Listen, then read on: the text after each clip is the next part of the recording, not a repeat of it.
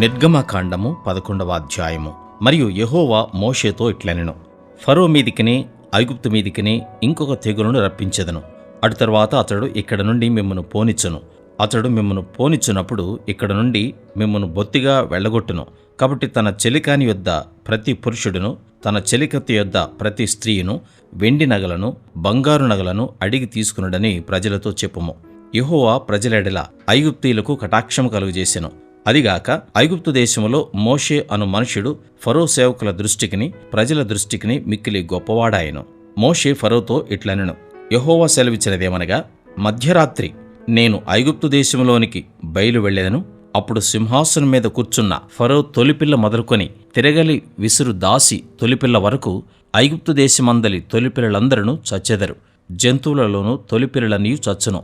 అప్పుడు ఐగుప్తు దేశమందంతటా మహాఘోష పుట్టును. అట్టి ఘోష అంతకుముందు పుట్టలేదు, అట్టిది ఇక మీదట పుట్టదు. యెహోవా ఐగుప్తీయులను ఇశ్రాయేలులను వేరుపరచునని మీకు తెలియబడినట్లు మనుషుల మీద గాని జంతువుల మీద గాని ఇశ్రాయేలులో ఎవరి మీదనైనను ఒక కుక్కయు తన నాలుక ఆడించదు.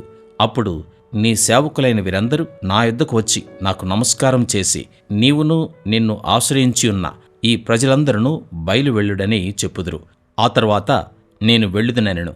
మోషే అలాగు చెప్పి ఫరో యొద్ద నుండి అత్యాగ్రహంతో వెళ్ళిపోయాను.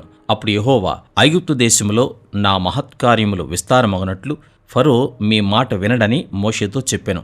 మోషే అహరోనులు ఫరో ఎదుట ఈ మహత్కార్యములను చేసిరి. అయినను యెహోవా ఫరో హృదయమును కఠినపరపక అతడు తన దేశంలో నుండి ఇశ్రాయేలులను పోనీయడాయెను.